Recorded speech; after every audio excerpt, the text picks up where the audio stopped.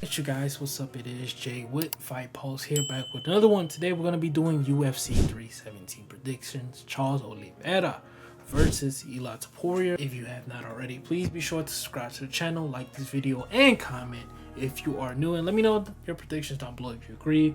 And whatnot, but here we go. Have the predictions right here pulled up. Well, not the predictions, the card, excuse me. I believe these two guys making a UFC debut. This was supposed to be Cedric Dumas, if I'm not wrong. He was supposed to start off the card. But Nico Price, early prelims, Terrence McKinney, Tracy Cortez, and then Vivian Arejo. If that's how you say her name, I think that's gonna be a pretty good fight. RoboCop Jack Hermanson. When is the last time Jack Hermanson's fought? Let's see. I haven't seen Jack Hermanson fight in a long. It was Joe Pfeiffer last year. That is crazy. He hasn't fought in almost a year. I wonder what he's been up to. But this main card, that's going to be a really good fight. Grappler versus primarily a guy who can punch. Jack Hermanson, really not the best striking, but I think that'll be a good fight. But this main card is just, it's beautiful. Starting off with Felipe Lima versus Peyton Talbot. This is going to be an extremely, and when I say extremely, I mean extremely hard fight for Peyton Talbot. He's going up against a guy who pretty much can strike, can grab, he can do it all for the most part, and he has fucking dynamite in his hands. But Peyton Talbot, this is gonna be some sort of comeback fight for him, simply because that last fight that he had versus Barcelos, he really gave up a lot of positions. He gave up a lot of takedowns. He looked decent on the feet, but it could have been better. He got out-vetted for the most part. You throw these guys in there versus not too much of a challenge for them, but someone who's been around the block, who's not really a name, but it's kind of like a test, kind of like a tune-up.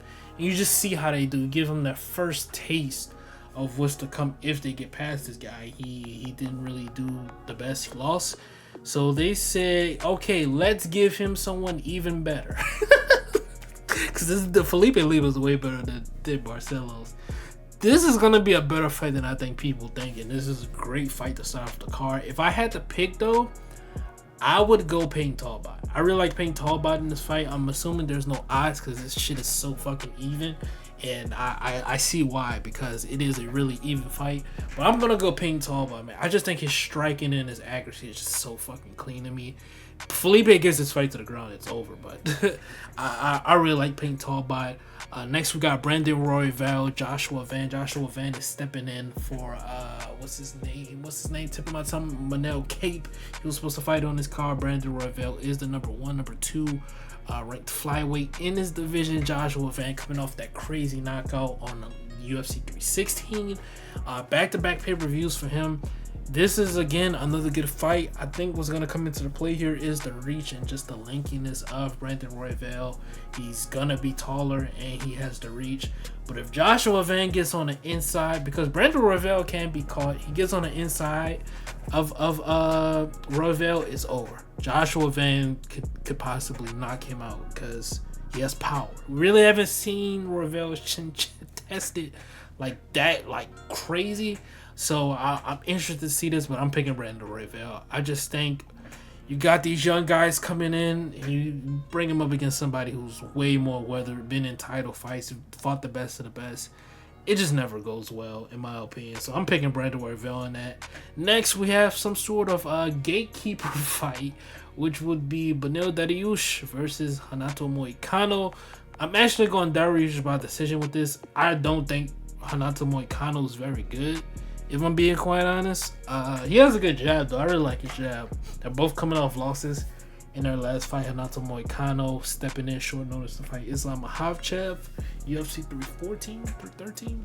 One of them, I forgot which one. I believe it was the Islam and not Islam, Marab and Umar fight. So that was like January, like 311, 310, something like that. So in this fight, I just think it's two guys who grapple. Good jiu-jitsu versus good wrestling. But Neil has some good jiu-jitsu as well. I think he's the more dynamic striker on the feet, carries more power. I saw what RDA did to him, and I'm not saying RDA is on a level. Well, now I would say he's on like this level, but like RDA, like pretty much destroyed Renato Moicano. Given it was a short notice fight, but still, I'm picking Dariush by decision. I don't see Renato Moicano winning the fight. Next up, Kai Kara France versus Alexandre Pantoja. Kai Kara France. Who was Kai Kara France in the last one? I want to say it was Cody Garbrandt. Was it? Was it Cody Garbrandt?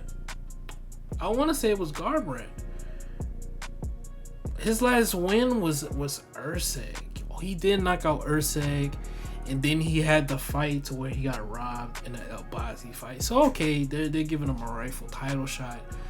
I thought, bro, I ain't gonna lie, that Cody Garbrandt fight seems so much more recent than the El Bazzi one, because I thought the El Bazzi one was before that. But regardless, this is a really good fight for Pantoja, because since the Moreno fight, I don't think he's really fought. Well, no, he fought Akasor, so never mind. I was gonna say he really hasn't fought someone who's like this dynamic of a striker, but his last fight he fought a fucking really dynamic striker. Got caught with that flying knee and whatnot. Kara France has one punch fight ending power, but we saw in that Brandon Moreno fight, Brandon Moreno fucked him up. That boxing, that moving, you get somebody that moving, don't stand in front of this motherfucker, he crumbles. I think with Pantoja, you have someone whose cardio is fucking crazy, constant wrestling, constant pressure, constant moving, grappling. That's the thing that I think is going to be interesting in the fight. Can Kai Kara France handle the grappling pressure and top pressure from Pantoja? Can Kai Kara France catch Pantoja 1000%? Yes. And I think it's a really good chance that he may crack Pantoja and knock him out. But Pantoja is one of my favorite fighters right now. Top 3 easily. I'm going Pantoja. I love watching Pantoja fight. He's a good fighter, man. So I'm picking him. I'm never going to pick up against Pantoja unless he fights like Morales.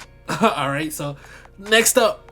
Main event, Charles Oliveira, Ilia Topuria. Topuria is going to be red corner. That is very interesting. I would have thought it would have been the guy who's actually ranked at the division. But anyways, this fight right here, I want to look at the odds. I just want to see. I have to go look at like DraftKings or something to get the odds.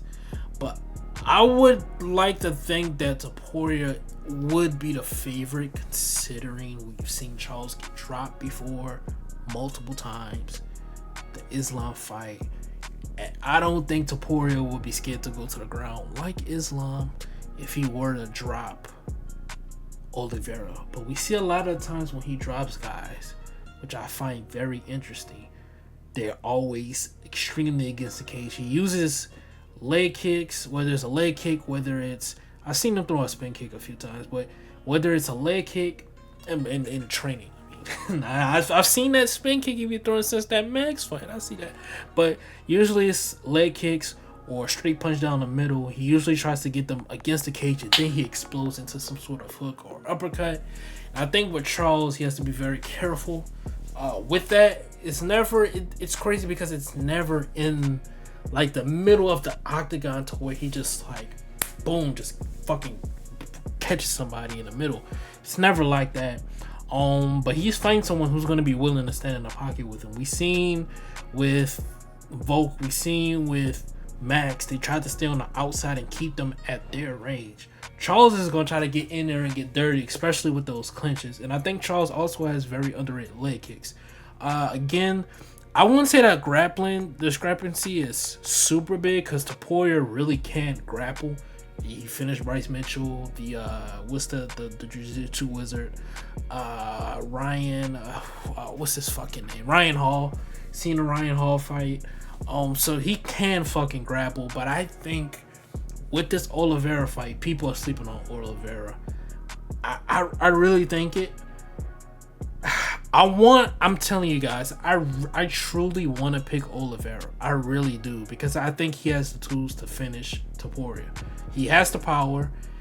I won't say he has the speed, but he has the power. He has the reach. He has the inside clinch ability to slow Topuria down. He has the grappling. He has the submission threat. He has the jiu-jitsu. He has the recovery. He has the cardio to go fight. Like, he has it all to go in there. Like, if I was to pick some, it would be Oliveira, because he's willing to trade in the possibility of him getting dropped and hurt to land his. That's like that's how I see someone beating Topuria. But that fucking footwork of Topuria is just fucking nasty, dude. It is nasty. Charles is going to get finished violently. I believe. I believe he's gonna get finished violently. I do. I don't. I'm not gonna say. I'm gonna say this. I can really see Topuria getting finished and Charles just shocking the shit out of people. I can I'm visualizing that right now in my head. Charles catching him with a punch, dropping him, and getting on that Darce immediately. Topuria gets wobbled, tries to shoot a takedown. Oliveira sprawls, jumps on some sort of guillotine or something. I see it in a clinch. He repeatedly catches Topuria with those body knees he likes to throw, and then Topuria slows down, and then he catches. I see it all. But Topuria, dude, this dude is just so fucking patient. He does not let the moment get to him. Chaos in a pocket doesn't rattle him. We see a lot of times with guys, pocket fighters, they get in a pocket and they get hit. They're like, whoa, let me reset. He does not let any of that bother him. And his pressure and his footwork is just so fucking good. It is what makes his boxing this great. Because a lot of people talk about the speed and the power. It's that, but it's really the footwork. I'm going to Topuria, second round knockout. But anyways, it has been Jay with Fight Pulse. I'll see you guys in the next one. Please be sure to like, comment, and subscribe.